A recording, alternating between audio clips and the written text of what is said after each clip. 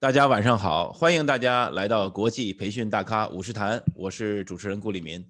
上一周我们非常荣幸的有请到了 Dr. Victoria Marsick 维多利亚·马斯克教授来做客啊，作为我们的访谈嘉宾。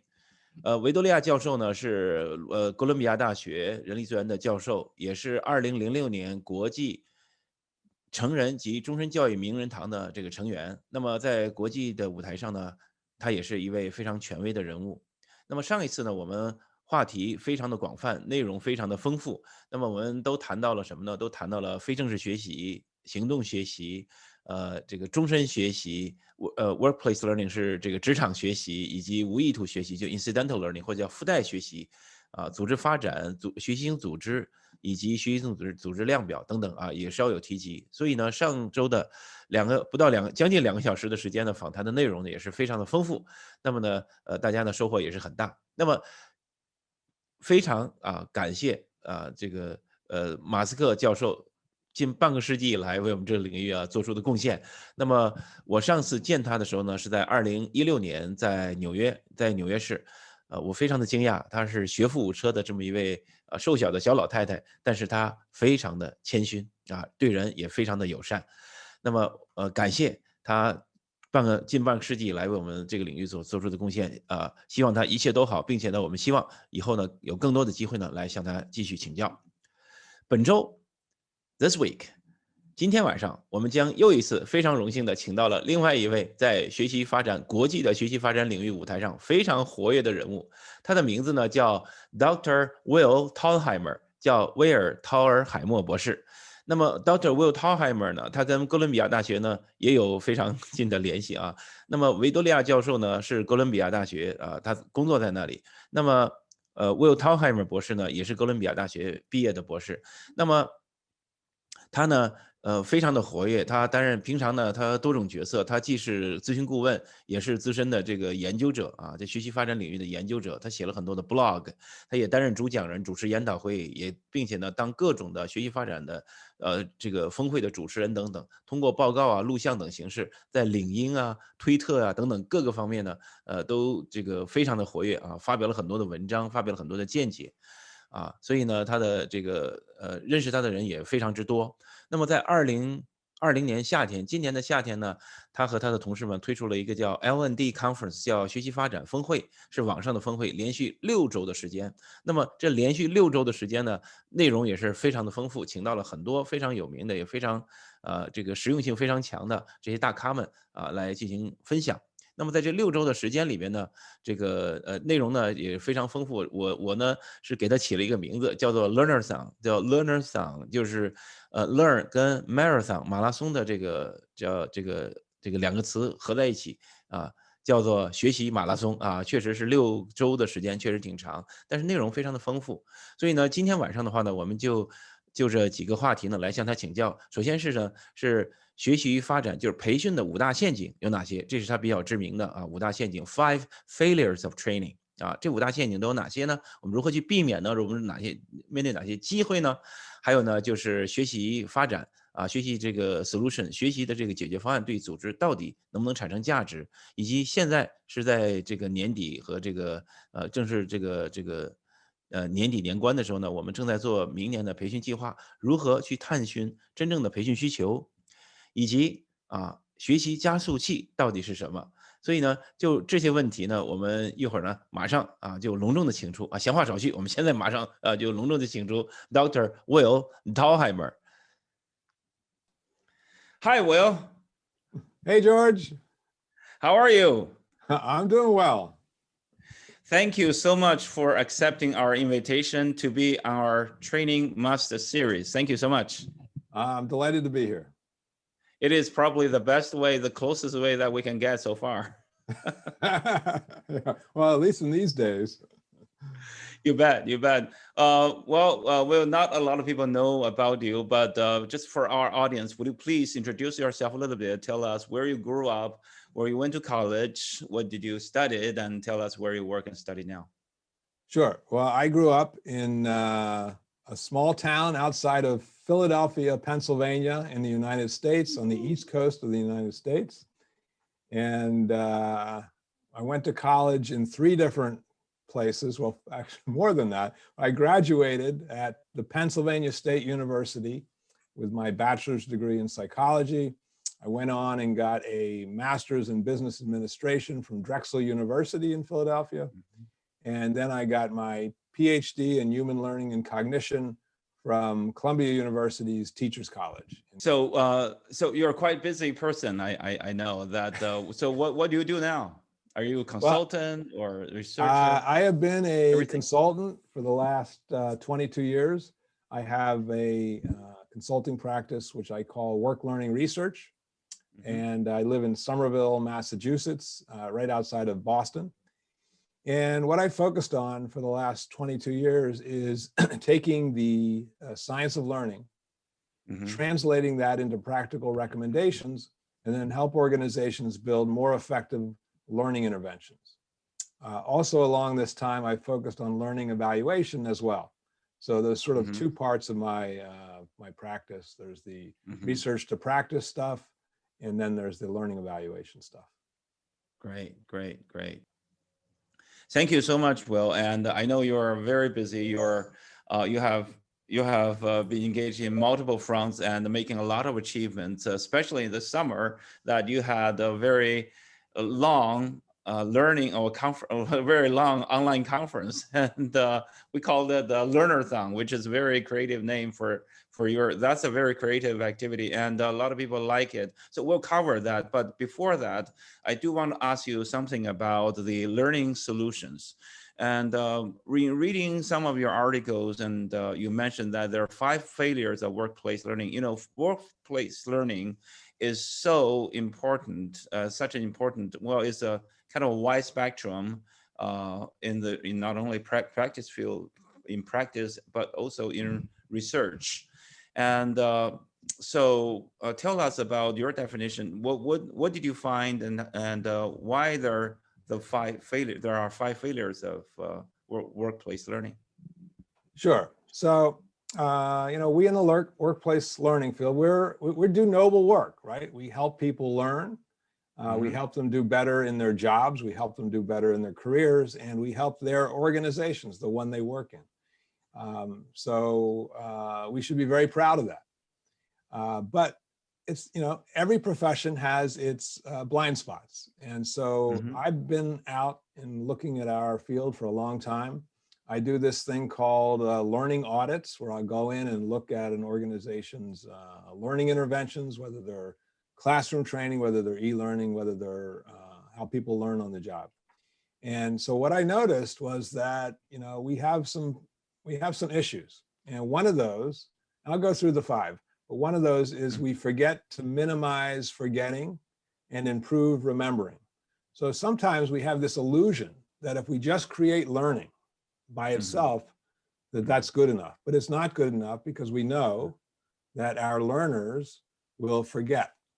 And there's certain things we can do to improve remembering, help people remember, but we tend not to do those. These are things like giving people realistic practice, spacing repetitions of learning over time, things like that we can really design into our learning. We tend not to do. The second thing is we don't often provide training follow-through. So we create a learning event, we put it out there, and then that's it. You know, congratulations, everybody, you're done, you've passed, you've graduated.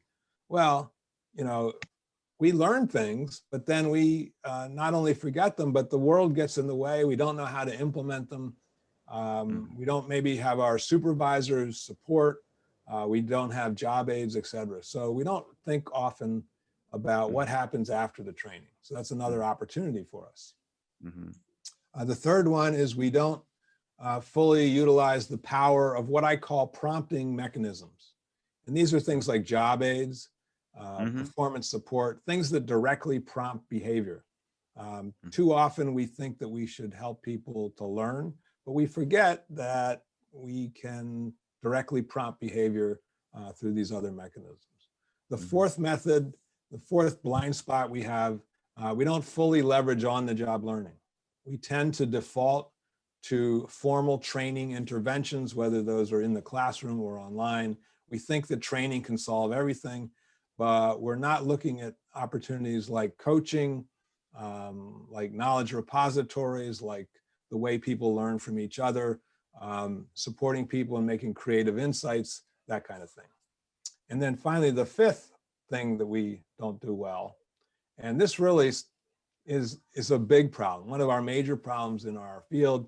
We measure learning so poorly that we don't get good feedback on how we're doing. And when we don't get good feedback, we're not able to create those virtuous cycles of improvement. So we sort of operate in a blind spot. We create things, we put them out there, but we don't know how well we're doing. We use things like learner surveys, what's often called, depending on what part of the world you're in, smile sheets, happy sheets, etc. And those aren't good enough. I've written a book on those, how to make them better, but still I argue that those are not good enough by themselves. And so if we're not evaluating properly, we don't have the motivation, the incentive, we don't have the knowledge to improve what we're doing. So those are the five major things. Mm-hmm. Wow, that's a quite 5 hits to the workplace learning, the long overdue to be solved. The problem, they are really long overdue. I just want to go a little bit, elaborate a little bit more on each one of them, if I may. The Sure. first one, remember and George, let me interrupt you for a second. So we can look at those in a negative way and say, oh, we're not doing all these, but we can also look at it in a positive way and say, this is a real opportunity for my organization to be more effective than our competitors. Absolutely. And number one is forget about forgetting. So we normally we kind of neglected there are natural courses that our brain will forget, from sure. So my conclusion is, I always say to my students, training is a job very, very simple. It's just to convert short-term memory to long-term memory. But who's long-term, short-term to who's long-term? That's it. That's all in the on planet Earth. That's our job or training, to convert from learning from short memory to long-term memory, period. Bingo. But who's short-term to who's long-term? How, when, and what, and how to measure, right, and how much. So we right. need to figure out who's to figure out. Instructional designers and training managers, that's us. So for forgetting is something that sometimes I wanted them to look at mnemonics. What was that, the study on memory? Mnemonic devices, Mnemonics, devices. And then you can, because that's what we want our employees or our organization members to remember and go ahead perform on the job. So that is so important to. It's true. And we sometimes don't think about how to set up long-term memory so that it works for us. And one of the tricks is that we want to think about how the human brain works. And the human brain is very reactive. In other words, if it sees something in the room, it may react to it. If it doesn't see it, we're not going to react to it. But we are often, our thoughts and our actions are triggered by contextual cues. And so when we try to set up long-term memory, we want to make sure that the contextual cues are sort of recorded in memory. Let me give you an example. So I'm going to give you an example from real life, okay? So let's say that, I'm just going to sort of give an example that shows the power of context, and then I'll bring it back to workplace training. Mm-hmm. So if I'm in the kitchen and I'm cooking dinner, and I know that I need to go to the living room to get something, and I walk across the house, and I go to the living room, and I can't remember what I need, what I went there for, the first thing I'm going to do is look around for clues. Right. Now, if that doesn't work, what's my alternative? The best thing to do is go back to the kitchen, where those contextual cues will remind me, oh, that's right, I need the scissors so that I can cut some herbs. And so then I walk back to the living room and I look for the scissors. It's that contextual cue. going from the situation to the action that's really important. So as we could go down a long line of discovery on that, but just to give you an idea of how important it is to get the long-term memory set up properly. Mm-hmm, mm-hmm. Exactly. So it's all kind of a lot of memories are encoded in that kind of a situation, and if you lose it, it needs some efforts to pull them back. Yeah, and the simple key there, if people want to know, well, how do I set up the context properly, is you give people real world, realistic examples. You give them realistic practice. You put them in a real task situation. You make them make decisions like they're going to have to make on the job. That's the best way. Instead of just throwing information at people, we want to have them make decisions and practice the tasks that they're going to have to do. That reminds me the term learning transfer that Dr. Ruth Clark once depicted in one of the pictures. One is, the same person facing the classroom, and then the other side facing the workplace, and then the same brain learns from the word simulation kicks in. What they learned in the classroom must or better be simulated closely, infinitively closely to the actual, 100%. You can never get to 100%, but as close as possible to what the actual situation or environment of the workplace should be. Like, the vivid example is pilot simulators. We train the pilots, the airplane, the aviation, the air companies, and then they train the pilots, the aerodynamics and the whole combination, the whole gazillions of kind of situations, but can never simulate exactly what you will encounter when you fly in the air, Yeah, but that's a really good mnemonic, if we can use that term. If you can't remember anything else, if you want long-term memory, simulate practice in the classroom, online, wherever you're doing your learning. You bet. Second one, application and support, but you use the word training follow through. That's really action and support, and a lot of times, and support is not in place. I also see in the picture a series of cartoons. It's a tire. They make a swing on the backyard. On the backyard, on the tree branches, and there's a tire. Use tire. We use hang there for use and to swing for kids. So that picture vividly, and then but alongside that picture, that's the original picture, there should be, and that's the customer expectations. But instructional designers, project managers, graphic designers, programmers, and curriculum managers, instructors, and everybody else had different interpretations of that image that customers needs. And some of them, hang a big sofa on the tree branch. So that is, and come to support, there's no support, there's no tree, the tree is cut. I think You've probably seen that picture. Yeah, I think Guy Wallace, didn't he show that recently? I'm pretty sure it was him. So on the training follow through, do you mean to follow from the classroom to the workplace is because there's a handover from the instructors in the classroom to the supervisors at the workplace? So what do you exactly mean? Sure. So follow through can mean lots of things. But it's sort of in comparison to just training people and then leaving them on their own. So follow up can be the supervisor giving coaching, giving direction. I really want you to use what you learned in that training, and I'm going to follow up with you in 2 days to see how well you're doing it. And if you got any obstacles, I'm going to coach you and I'm going to help you. Okay, so that's one thing. But it could be simple as reminders. We know we're going to forget. So maybe if we gave our learners some reminders over the first week or two, that would be good. It can be things like encouragement. If you have other people that you went through the training with and you talk with them, maybe you can get people together and work on things together. Anything you do to follow up afterwards. You bet. In Chinese, we have saying that not only put them on the back of the horse, but you also guide them and lead them for another mile. It's just to let them go smoothly, just to make sure everything is okay. The kid is not falling off the back of the horse.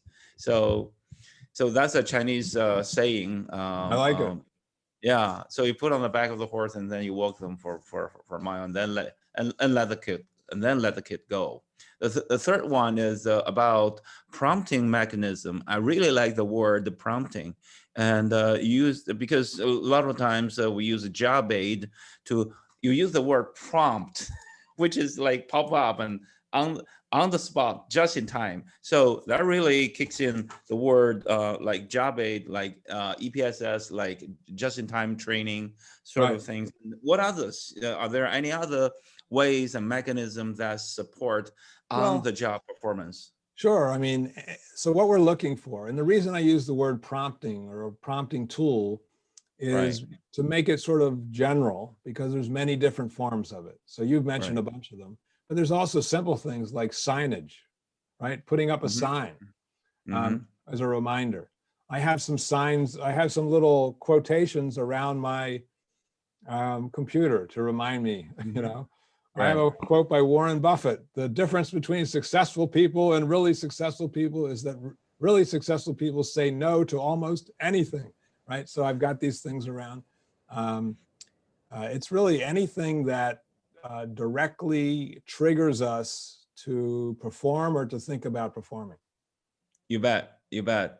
I really like the word prompt because it's very vivid and full of energy. That's a super pick of, very smart word choice.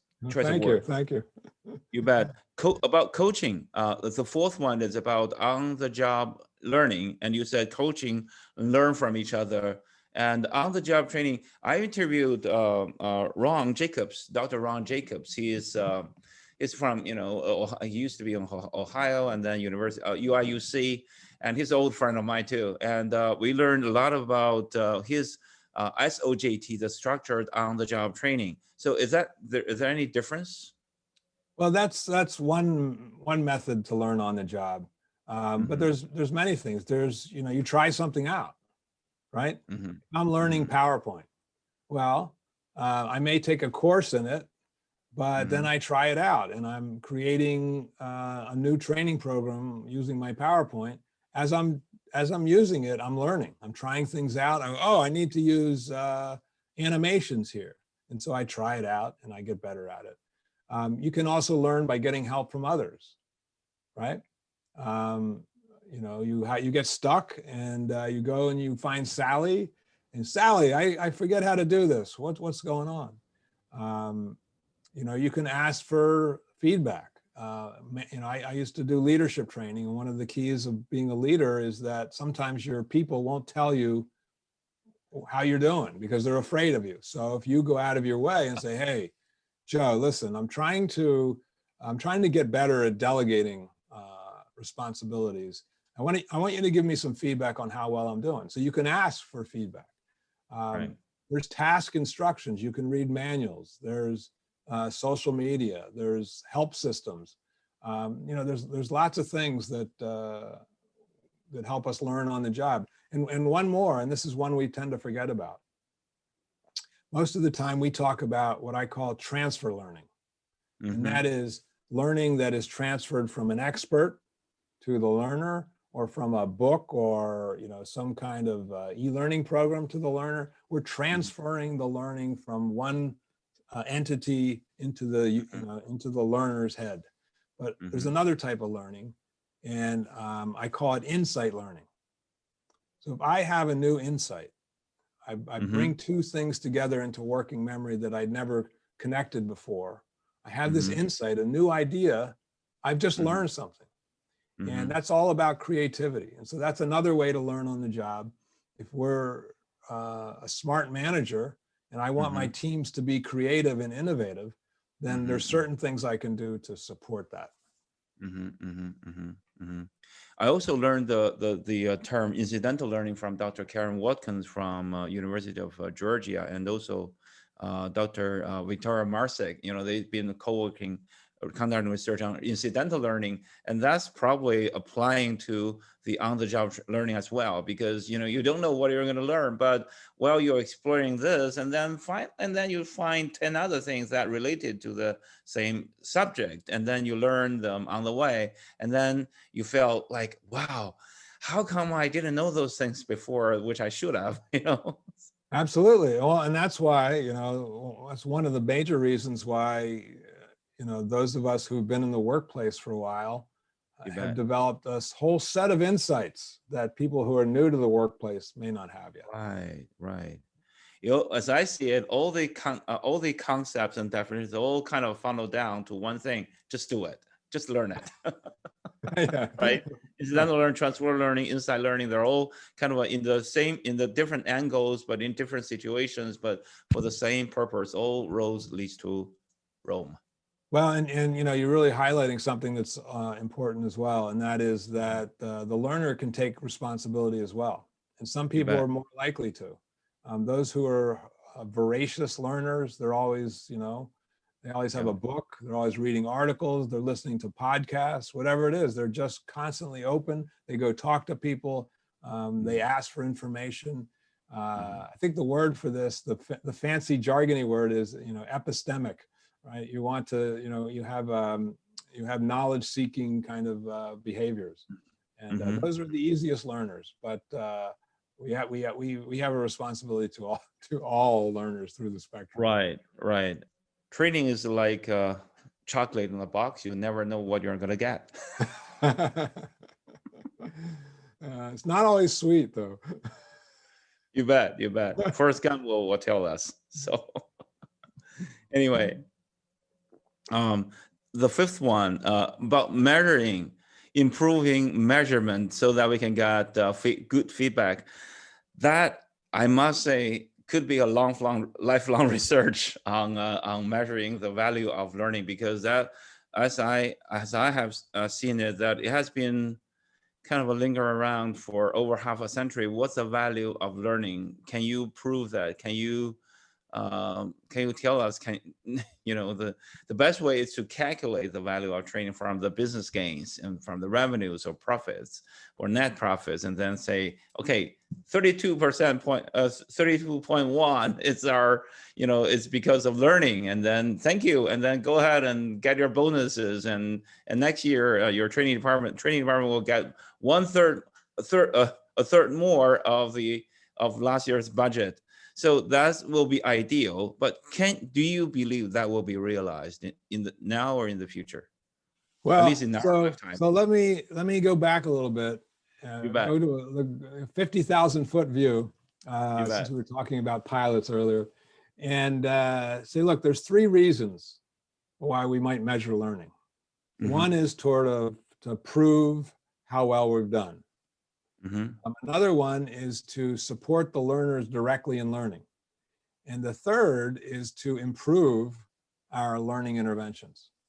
I'm actually, I've come to the conclusion that too much focus in our field is focused on trying to prove how well we've done. Now, I know our stakeholders want that. In fact, I'm writing a book now that's going to be called The CEO's Guide to Training, E-Learning, and Work, Reshaping Learning into a Competitive Advantage. And in that, I am recommending a new way of thinking about evaluation, which I'm calling LEADS, L-E-A-D-S, which is learning evaluation as decision support. Oftentimes we talk about the end goal. We should work back from there. Well, the end goal is really, what decisions are we going to, what decisions do we have to make? What actions do we have to take to be good at our jobs? And let's work back from those. And then let's evaluate to get the data we need to be able to make those decisions. I really like to emphasize the focus on doing evaluation to improve what we're doing. That is our leverage point. We are learning experts. We are not ROI experts. And so let's focus on helping ourselves create better and more effective learning interventions. Mm-hmm.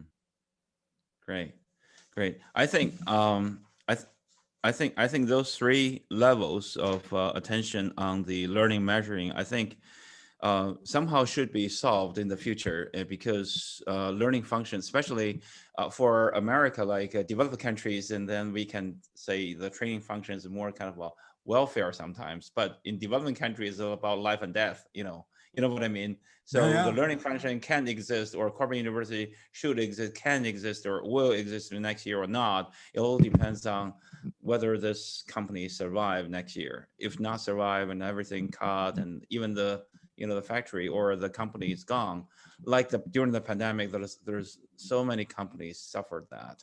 Well, you And know what? Yeah, I agree 100%. And just think about this. Let's say we have bosses, right? So we're on the learning team. We have bosses. If we ask them, what would you rather us focus our evaluation on? Trying to prove to you that we're doing good, or trying to improve what we're doing? Mm-hmm. You know, it would be an idiot boss that would say, oh yeah, please try to prove that you're doing a good job. No, they wouldn't want us to waste our money on that. They'd want us to focus on improving what we're doing. That's a business outcome. So. Right. Yeah. And I know this is a very, your listeners should know this is a very provocative view. Nobody else thinks like this. I could be crazy, but no, actually, that's true. A lot of viewers, I mean, as my experience, we have encountered many. I tell you this true story. My last job was 10 years ago. When I left IBM, I was in charge of the learning and development for Greater China region for global delivery. That's a huge business section. We have like 25,000 engineers in China. So in 2008, 13 years ago, when I interviewed with the boss, and he asked me, George, can you prove me the value of training during our interview? But at times like that, my mind worked very, very quickly. I didn't get the answer. I don't have the answer. Well, even though I've been in this field for more than nearly 20 years, but I didn't have the answer. But I asked him back. I asked Tom, can we afford not to train? And then he said, yeah, sure, that's a good answer. So I kind of slipped through, but I didn't have the answer. I slept through, into the next question. But and George, I don't want to leave your viewers with the idea that you can't do good evaluation to show value. You can do that. But one of the things to consider is the costs. I've developed a new learning evaluation model called LTEM. And it is really— how to spell that? LTEM, which stands for the Learning Transfer Evaluation Model. Oh, okay. And it's designed as a replacement for the 4-level, the Kirkpatrick model or the Kirkpatrick-Cassell model. And what it does is it focuses more clearly on learning. So it has, instead of 4 levels, it has 8 tiers. And there's 3 tiers that really focus on learning: knowledge, decision-making competence, and task competence. And when I talk about going all the way up to tier 8 or tier 7 is transfer. And tier 8 is the effects of transfer. So if I train someone to coach and they coach successfully, that would be a tier 7. And then if the people they coach do better in their job as a salesperson or a customer service person, that would be a tier 8 result. So to analyze the tier 8 result, the reason I mentioned LTEM is you put LTEM with these 8 tiers in front of your stakeholders and you say, okay, we can measure at each of these levels. Here's what we're going to learn. And here are the costs and the resources and the effort that it's going to take. Well, when I talk about tier 7 and tier 8, to do those well, we can't just ask learners questions about them. We actually have to find out real data. So let's say we're measuring sales. Well, we have to get the sales data for each person. And then we've done a training. Well, then we can't we can't just look before and after, because the economy could have improved. It might not have been the training. So what we have to do, ideally, to do a very good tier 8 assessment of the training's effect on our sales, we would have to train some people in the new method and train some people in the old method, or not train them at all. And that requires control group. Ideally, you do random assignment. You have some people randomly chosen to get the training, some people randomly chosen not to get it. You can see the big logistical effort. And then you've got to, run them through at, different times, et cetera. So it's a major effort, major resources. And sometimes we want to do that because we want to, occasionally prove our value, but we don't want to do that every time. Even the people that focus on doing these sort of ROI analyses, they say, well, don't do it that much, maybe 5% of the time. So, the reason for it is it's just so expensive. So all these things have a trade-off. All these things have a cost and an effort. Right. I just want to check with you. Are you standing or sitting? It seems like you're standing, right? I am standing. Yeah. Which is very good. That is ergonomically very, very wise to do. Very smart thing to do. Well, I find that if I'm, talking to someone or I'm presenting, that I bring more energy to it if I'm standing. So. Right. Just like we're talking, in front of the big stage and everything. Right. Exactly. Yeah, that's a good setting. Anyway, we're hitting all the five points, and I do agree that we need to think about them. Talk about them from the aspect of opportunities. In thinking about them, all those 5 failures actually more positively. These are the areas of improvement. Areas of improvement because there's a lot of work to do. Yeah, and absolutely. in order to fill this all these gaping holes, and then there's that's why we're here. So that's right. Bingo. That's why they pay us money. Way to go. You bet. That's why we're paid to do so, to do those things. You mentioned, well, throughout the 5 aspects, you always mentioned the learning transfer, the needs, and generate values to the business, and the learner responsibility, and so on and so forth. So I want to ask you about one question about the training needs analysis, because right now it's the end of the year, beginning of the year. A lot of organizations, they're trying to manipulate or establish or create a new learning strategy for next year. So what advice you would have gave them, at the end of the year? So where should they start? Or should they just copy paste from last year's and then move it, just change the year? Well, the key thing about a needs assessment is that you want to get a sense of what the people, the employees, are doing now, and what could they be doing better.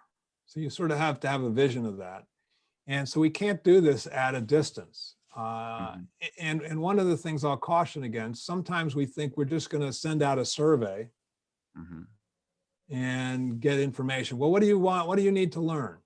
Well, that only covers part of the problem. That sort of covers what people know they have a deficiency in.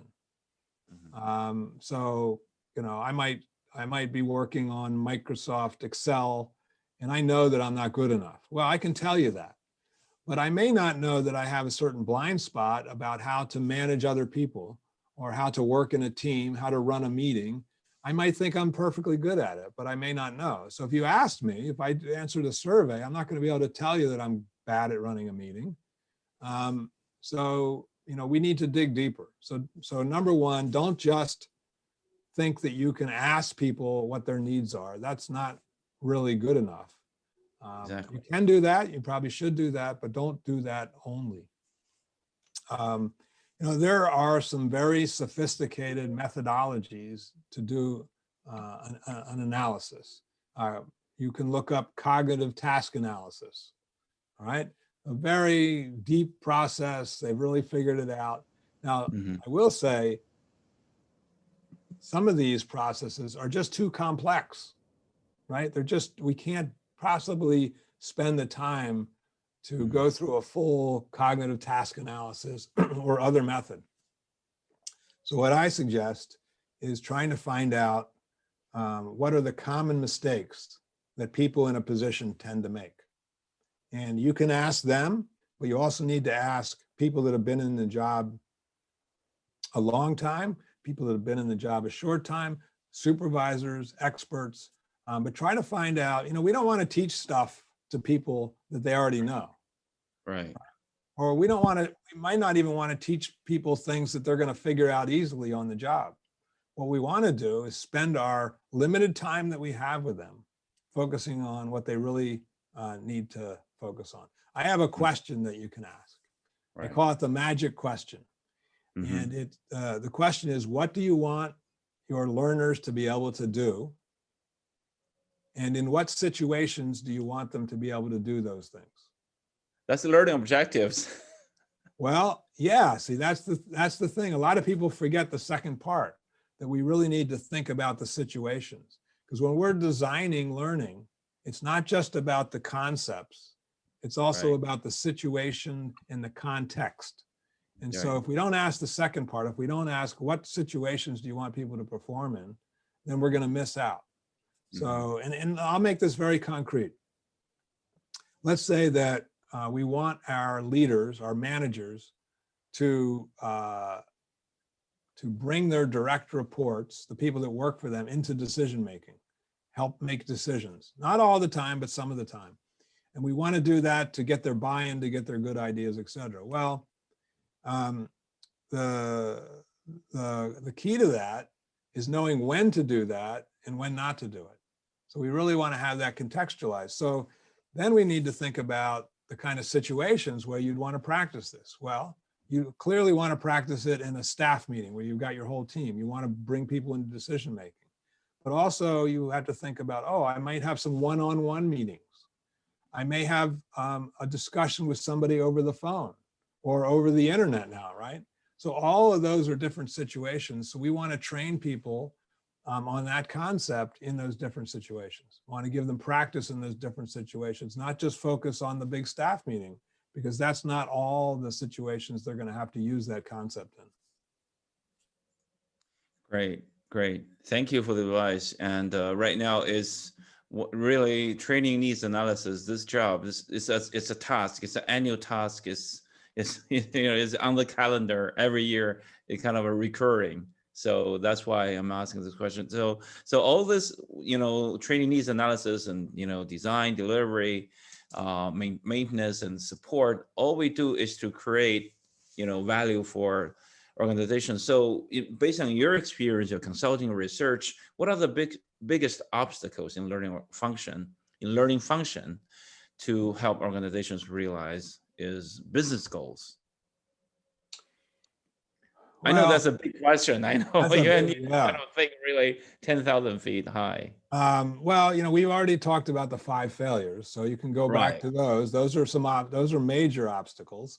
Right. I'm going to sort of think about this in a meta way, a big way, right? So one of the problems is that the people, our stakeholders in the business, and us too, we all think we know learning because we've been to school, right? We've learned things over time. We've read textbooks, right? We think we know learning.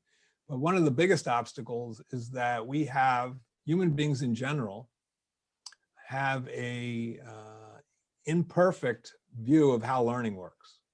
And the perfect example is, everybody knows, cramming, right? You have a big test coming up and you cram everything. You try to learn it in a very short time frame. When the research would suggest that if you space learning over time, if you space repetitions over time, then you're going to learn better. But we tend to default to cramming. And we actually, if you ask learners what's more effective, spacing, some content over a week or getting it, after 2 days, they're going to say, after 2 days is better, but they're wrong about that. So that's just one example. I'll give you another example. Learners are overly optimistic about their ability to remember. So if I teach you something, George, And then right afterwards, I ask you, George, are you going to be able to remember this in a week? It's top of mind in your head because you just learned it. And so you're going to sort of assess your brain at that point, and you're going to say, oh yeah, I got this, man. It's very clear to me. I'm going to remember it in a week. But you're wrong. You just don't know what it's going to be like when it's not top of mind. So what's the implication there? Well, if you believe that you're going to remember it, you will not give yourself another reminder. You won't give yourself another repetition. You won't give yourself more practice. You won't challenge yourself and get feedback. You will do all the wrong things to support your own learning. So it's these wrong intuitions about learning that cause a lot of our problems. And then, we do this as designers of learning. And then our stakeholders who have not studied learning at all formally, they have the same blind spots, only worse. And so they'll tell us, well, you've got to do it this way. I know that this works, but they're wrong. So how do we sort of demonstrate or prove or persuade that our methodologies are more effective? And that's where I found, bringing in like a research to practice person, or using metaphors that work, like I use the learning and forgetting curves. And when I show that to senior managers, they go, oh, of course, we really do need to minimize forgetting. Will, what does the research say about how to minimize forgetting? We can do 3 things that are really important. We can give people what us researchers call retrieval practice. It just means practice retrieving information from memory and the way you're going to do it. Context alignment, number 2. So we want to make sure that we simulate, that we give people a chance to understand things in the context that they're going to learn in. And number 3, the spacing effect, give people spaced repetitions. These 3 things minimize forgetting. Now that I've showed you the learning and forgetting curves, you are now an ally with us. You will now see that maybe we don't need to teach 100 things, but we need to teach 50 things and do these learning methods that minimize forgetting. And then we're all together on the same page. So that's the biggest thing. We all have these mythologies about how learning works. You bet. You bet. Wow, that's a lot to absorb. I mean, those 3, the context and spacing. Well, back on your cramming and spacing, I think as a Chinese kid, person, who grew up in China, we took tests very seriously. We do spacing a lot. And we do cramming too, last minute guys sometimes, oh, midterm is coming, oh, the final is coming, and then you don't sleep the night before. But it does generate some, but really it's not the essence of learning. It's not the significance of learning. It's not just for test. Yeah, well, really and cramming can work in the short term. Exactly. But, if you really want to deepen your learning, you want to space those repetitions over time. You bet. You bet. You bet. I want to ask you something about your book. Okay. The performance focus smiley sheets, a radical rethinking of a dangerous art form. So what is that book about? Let me see that book. Can you hold it again? Let me see that book. Yeah, here you go. Beautiful. All right. Thank you. Thank you. So what is this book about? And tell us how your new smile sheet works. Well, first, I want to tell your viewers not to buy the book. Oh, why? Because I am 99% through writing the 2nd edition. Oh, the bigger one, the better one coming, right? Bigger and better, yeah. So I published the book back in 2016, and I've been out working with clients for the last 5 years, and looking at data, improving the processes, focusing on some things that I didn't focus on in the 1st edition of the book. Like I have a whole chapter now on how to motivate people to respond to your smile sheets. So it's going to be bigger and better, but I can still talk about the concept of the book. Right. Okay. So, please.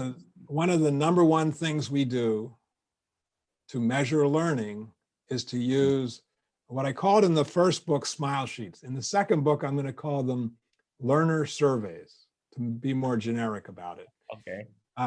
And so we do these learner surveys, and we hope to get information to prove the value, to improve the learning, et cetera.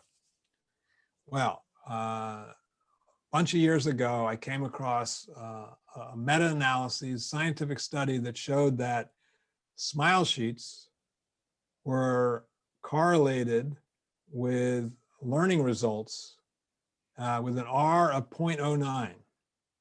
And then there was another meta-analysis that showed the same thing. That's they looked at over 150 scientific studies on this.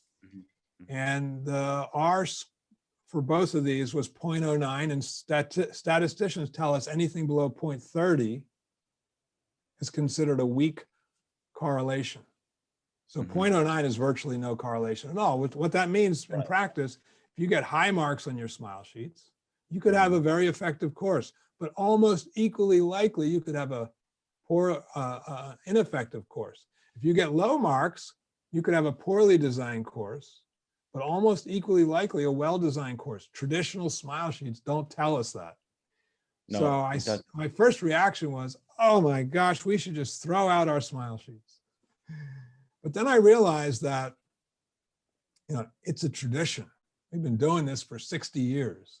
Right. It's respectful to ask our learners for their feedback. So then I asked the question, well, can we make them better? And obviously my answer to that is yes, since I wrote a book, so we can make them better. One of the flaws of our traditional smile sheets is we ask about learner satisfaction. How well did you think the learning went, et cetera? And we can see that that's not good enough. Or we ask about the reputation of the course. Would you recommend this course to other people? Things like that. Those aren't good enough. So we need to ask better questions focused on things that make learning effective. Like, are you motivated to go apply this now? Do you feel you understand the concepts in the course? Are you getting the support you need? Did you get enough practice in the workshop? Did you get job aids, prompting mechanisms, et cetera? That's one thing. The other thing is the standard methodology we use, Likert-like scales, the ones where you give a statement and then you say strongly agree, neither agree nor disagree, et cetera. That is a bad practice for us. It may work for larger surveys, but we have shorter surveys. And those are sort of fuzzy descriptors, right? So we are asking our learners to decide between strongly and agree. They have a harder time making decisions about the questions we give them.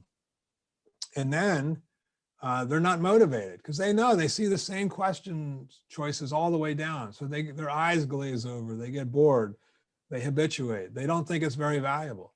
And number three, the data we get is very ineffective. My course is a 4.1. Well, most of the courses go from 3.8 to 4.5, so there's no differentiation there. If there's no differentiation, I don't know anything. I haven't learned anything from doing this survey. So what I recommend is more specific answer choices. So for example, I might ask a question. Let's say you're taking a course on Microsoft Excel. Let's make it PowerPoint. We'll make it PowerPoint. So the question might be, now that you've taken the workshop, how able are you to use PowerPoint to make an effective presentation? And your choices might be, I still don't know where to begin. I have a beginner's understanding of what to do. I still need more guidance on what to do. I can do this, but I need more experience to be good. I can do this at an expert level. So you can see there's real differentiation between the answer choices. There's granularity, which allows the learners to wrap their head around and give me better feedback on those answer options. And with that better precision, more precision data, I can give better more precise data so that people can make, so that we as the learning professionals can make better decisions about what's working and what's not working. Mm-hmm. So you completely threw out the word smile sheets, and then really go back to learner surveys.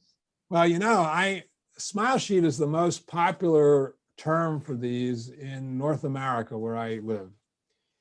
And I sort of wanted to resurrect the term, but after 5 years, I realized that wasn't working.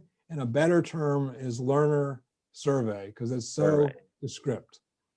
Do you think throughout your newer edition, throughout your effort, that all of our statistics, the data collected will be more objective instead of subjective? Because in the past, all the the 4.5, yeah, I mean 4.1 is in the range of 3.8 and 4.5. So 4.1 and 4.12, 4.13, there's no difference in there. So they're all subjective. It doesn't mean anything actually. So. So we are still talking about people's subjective beliefs about the questions we're asking. So it's still subjective, but the key is, can we make them better from the old ones? Because the old ones encourage bias. When you have fuzzy choices to choose between, bias is more likely to creep in. So one of the things I mentioned in the book over and over and over and over and over again is that our smile sheets, our learner surveys, should not be the end all of what we're doing when we evaluate. You bet. But we can ask better questions that give us more and better data. Now, people have commented, they found that by asking better questions early on in the learner survey, that when you ask the open-ended questions toward the end, the learners are much more sensitive to real learning, the real important learning factors. So if we ask a question early on, are you going to get, did you have practice? Did you get to practice these skills, or did you get enough practice? Then when you give an open-ended question later, they say, we didn't get very much practice. I really think that was what I really need to do more moving forward. So you can see that because you've asked a better question, because you've hinted to the learner some of the important aspects of learning design, then they're better able to think about their own learning, and they're better able to give us data and insight about their learning experience. Does your new methodology just cover all the in learning evaluation or feedback we have learned, there's Kirkpatrick's and there's RIs and there are like SCMs, SCM models. So I had all of the creators. I had Jim Kirkpatrick on the show. I had Dr. Jack Phillips on the show. I had Rob Brinkhoff, Dr. Rob Brinkhoff, SCM on the show. They all had the evaluation model. So does your new learner survey cover all of their, I mean all the, you know what I mean, all the all the 5 levels of RI models, or all the 4 levels of Kirkpatrick's, or the entire SCM? So I'm glad you raised that, because a lot of people think that they can use a learner survey to measure level 3 or level 4 or level 5. No, you can absolutely not do that. That's when I created the LTEM model, which has the 8 tiers in it. I put learner perceptions is tier 3. And above that is knowledge, measuring knowledge and decision making and task competence and more. So when people say, oh, we're measuring level 3 by asking learners questions, no, you're not. If you're asking learners questions, that's level 1. I have a blog post on this called The Biggest Lie or Biggest Lies in Learning Evaluation. And that's what it is, thinking that you can measure these higher levels by asking people questions. You can ask people questions and triangulate the data by getting other data, but you can't just ask people questions and assume that is a valid result. In fact, some of these learning evaluation vendors And I'm not talking about the people you mentioned, Right, but right. I've seen learning evaluation vendors will ask a question like, and it's a deceptive question. So be I know. prepared for it. So the training that you took, what were the most important results of it? You know, choose three. And then they have like raise revenues, cut costs, increase employee motivation, but they're all positive. Every result is positive. So if anybody answers the question, you have a positive result. That's a big lie, right? That's a trick. So you got to be very careful. And the bottom line here for this question that you asked me is you can't just ask learner questions about these other important goals that we have. So you do have level one. Let me tell our readers that your tier A tiers. Tier one is attendance, and then activity. Tier two, number three is learner perceptions. Level four is knowledge, and that level five. I call them tiers, so to distinguish it from the Kirkpatrick and Cell model, but yeah. Tier five is the decision-making competence. And then tier six comes to, where's tier six? It's task competence. Yeah. Tier seven is transfer, and tier 8 is effects of transfer. Bingo. Yeah. So, yeah. woohoo, I got it. And by the way, it's very, I created this model. I got feedback from a whole bunch of people. I've improved it. It's now in its 12th iteration. It's in a solid iteration. And it's available for free on the Work Learning Research website. I can give you the link. You can give to your folks. That'll be great. That'd be great. Oftentimes our guests often send me some PPTs or something like that on the charts, the flow charts, the models, and then I can, during our talk, I just post it online, and so they can see. So on the left will be me, and the left on the right are you, and then the entire screen is replaced by your model, so by your LTM. Great. So okay, thank you so much, and that's so we don't have much time left, but I do want to spend more time on LDA, the Learning Development Accelerator. Tell us something about it. It's so exciting. Tell us about the 6-week-long online conference in the summer of 2020. The nickname the Learnathon. And well, George, we owe you that name we haven't used, but I'm going to think about it for next year because I really love it. You bet. So Matt Richter and I, and he is my podcast partner. We do the podcast Truth in Learning. Last March, we realized that the coronavirus was going to decimate all the face-to-face conferences. And we'd always sort of wanted to do a conference and design a conference from the ground up to be effective from a learning standpoint. And so we said, okay, let's do an online conference over the summer. This was last summer, 2020. And what can we do to make it more effective from a learning standpoint? And one thing we realized that most conferences, they're sort of short events. You go there, you spend 3 days, and you go back to the workplace. And a lot of what you have learned and got excited about fades, and you don't have time to implement it. You don't really do it. So we wanted to create a different kind of conference. And so we spread it over 6 weeks. We had live sessions, which were like webinars. But the meat of the conference was these asynchronous sessions that people could spend several weeks going through. And so, we brought together some of the top names. We wanted to focus on sort of the research side of our field. So we brought together, people like myself and Julie Dirksen, Patty Shank, Clark Quinn, Miriam Nealon, Carl Kopp, the top learning translators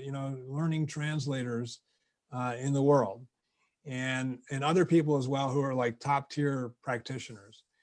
And we had asynchronous content, so you could jump into it in the first week. You could follow through with it. We encouraged our speakers to encourage people to take what they've learned back to their workplace and try it out share it with their team and bring that insight, what they learned from their fellow workers, from trying things out, back to the conference, and then have discussions about it. So it was really this amazing experience. We did we had a lot of fun stuff. It was a global conference. We had people from all over the world, including China. Right. And we,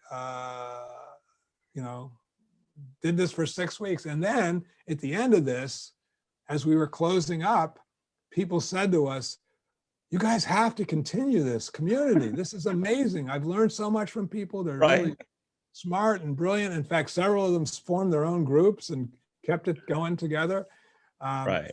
So Matt and I decided that we should continue this. So we're starting a new professional membership organization. It's global. It is for the members. We try to minimize, bias and the effects of vendors and things. We really want to focus on the learners, on our people in our field, our professionals. And we're starting it up officially in January. You can join now. We've already got members. We just released the website. It's ldaccelerator.com, ldaccelerator.com. I'll send you the link to that so people can get it right. You bet. And it's very exciting. We're going to have all kinds of events. We want to really be, instead of being like a trade association, we want to be a professional membership organization. And we really want to have a global, diverse group of people as our thought leaders, as our practitioners, as all together learning from each other. We're very excited about it. Is Matt? You mean Matt Richter from Tyagi Group? That's exactly right. Yeah, the president of the Tyagi Group. The president, right? Great. So is LDA membership is a membership based, and what's the membership fee? The membership fee is going to be $395 US, but this year it's $295 for our first startup year. And I think if you join now, there's even 10% off that. So is that annual fee for? It's an annual fee, yes. And what it gets, if you're going to come to our conference, the conference is going to be 40% off for members. So already you're saving. Are you planning after the pandemic? Are you planning to have like in person, like a big convention center, to have a kind of ATD like ICE?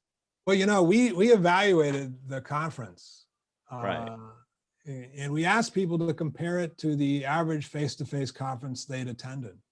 And I think it was more than 90% of the people said that our online conference was better than their typical conference. And 29%, almost 30% said this was by far the best conference they had ever attended.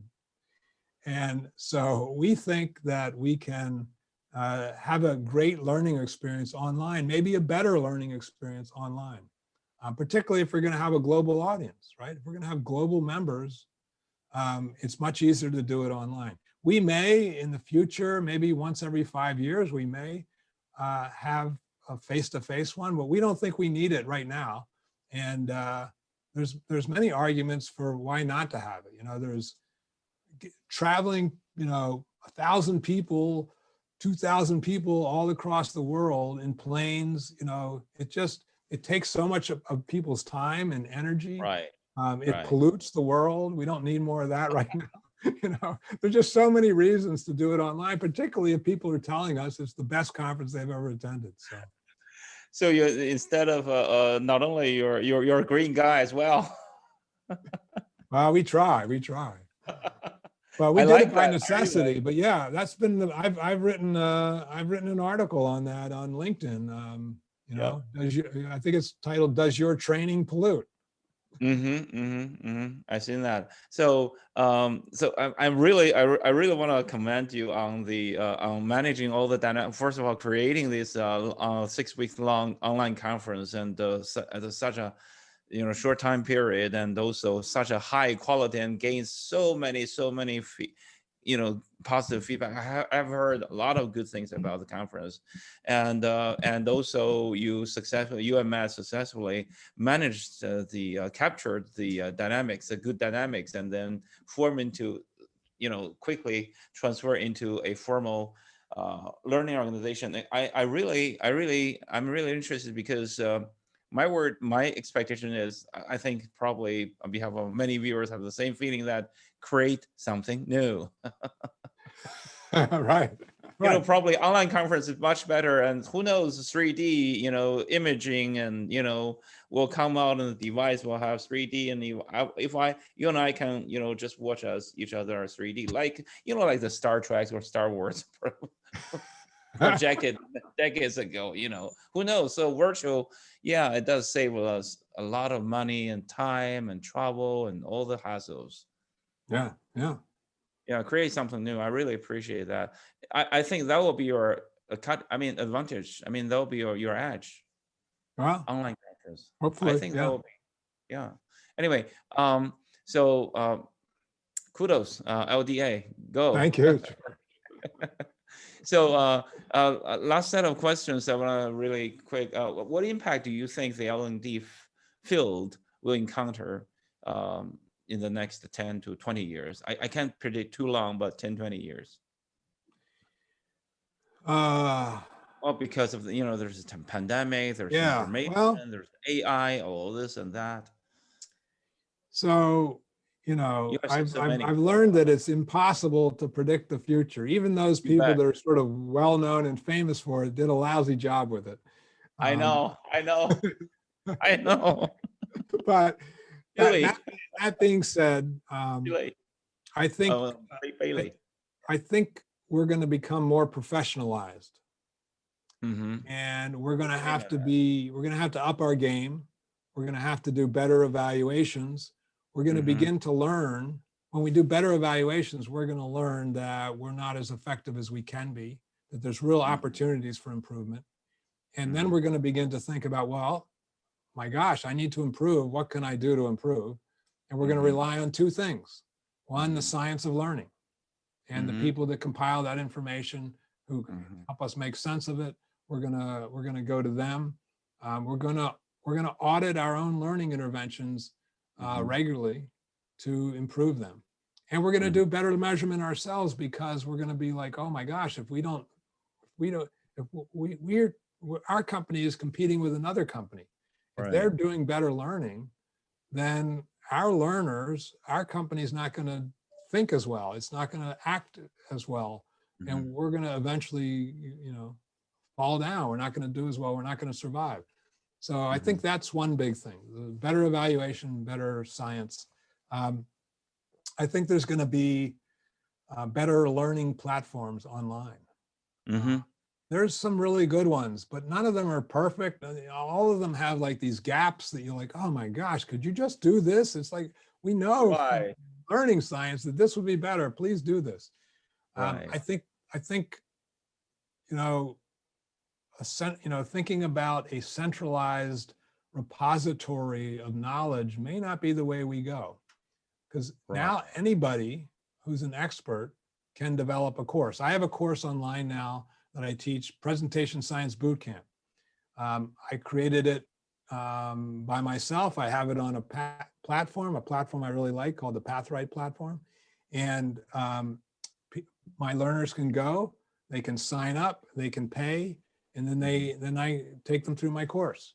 And so I'm just one person. But think about all the experts in the world who'll be able to create their own learning interventions with some help from some learning experts, hopefully. And then other people can access their content. So I think that this is going to, I don't know if I want to use the word democratize, but it's going to make things more accessible, cut out the middle person. So no longer do you have to get access to my content through a training department or through a university. You can come right to me. We'll cut out the middle person. I'll give you a discount, And just think about thousands, millions of experts across the world doing that. It may force us in learning and development to figure out how to select,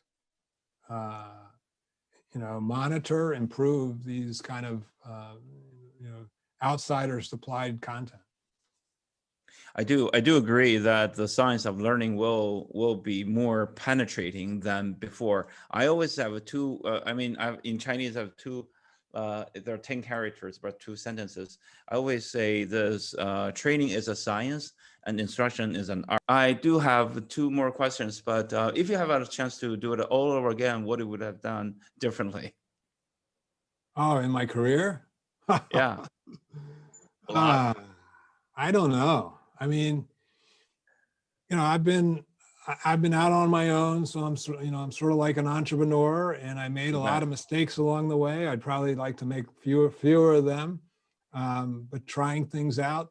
I think the one thing I would have done, I tried to sort of be a general purpose kind of person in my work. So I take the science of learning, and if I see a need, I try to apply it where it needs to be. But from a business standpoint, that's not always the best thing to make to have a sustainable income. And I learned this term over the last couple of years, and they talk about this in the venture capital space. Are you selling vitamins or pain pills? Mm-hmm. And if you're selling vitamins, which is what I've been doing, right? They're healthy, they're good for you, but they're not really, it's a harder sell than the pain pills, because you got a headache, you got to take care of it, right?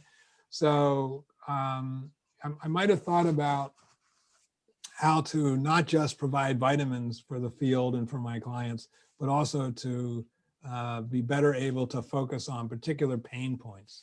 So that would be, I think, my overall what I could have done better. As a closing statement, do you have any advice to young practitioners in China and developing countries as a whole?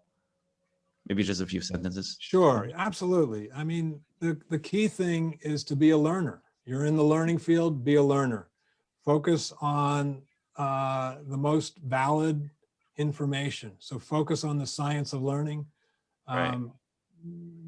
You don't have to necessarily go get a PhD or a master's degree or advanced schooling, but read from the people that are writing about this. People like Julie Dirksen, Patty Shank, Clark Quinn, Will Thalheimer, Miriam Nealon, Carl Kopp.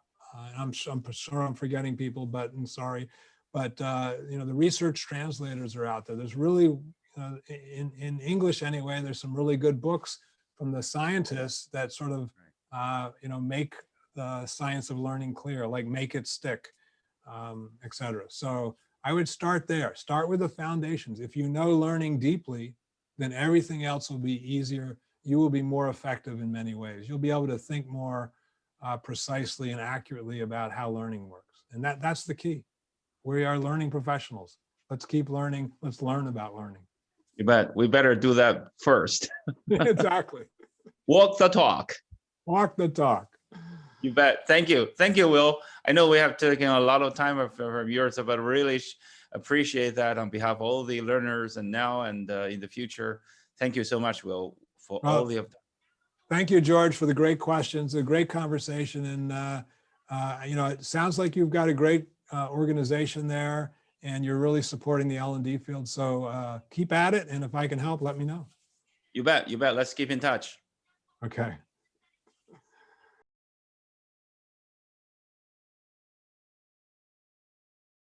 That's my interview with Dr. Thalheimer. How do you feel? I feel out of breath again.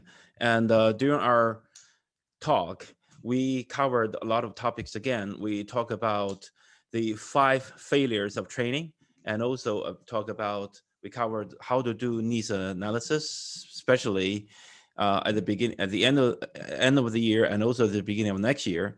So how do we do that? And what are the biggest obstacles in learning solutions to help organization achieve their goals? And also we talk about how to do training evaluation, the smile sheets.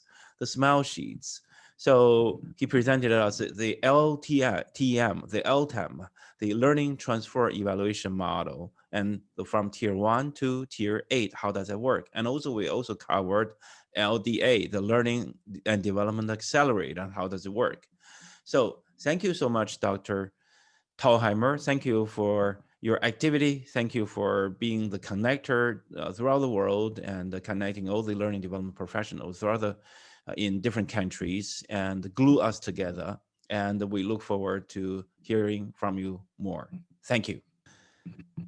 Next week, we are going to have the very honor to interview another very important figure on the global learning and development stage. His name is Dr. Fernando Signola. Yes, he is from Chile. And he is also working, he also studied and worked in the United States. And he was the president of IBS TPI, called International Board of Standards for Training, Performance, and Instruction, where I was a director for 6 years. Yes, he and I worked together for 6 years during 2011 to 2017. So we know each other quite well. And Dr. Fernando Senior is such a seasoned and experienced consultant and scholar. So next week, we're going to ask him a lot of questions about the position of learning organization in a bigger organization, learning function in a big organization. How do we help or assist employees or organizational members develop their expertise? How do we gain trust from our clients, et cetera, especially about IBS TPI, the standard for all training functions in the world, the training. What are the training competencies or the standards or basic quality requirements for being a trainer or instructor or a training manager or a training or instructional designer, et cetera, So we're going to have a lot of topic to cover next week. So until next week, please stay tuned, stay safe. Thank you, and good night.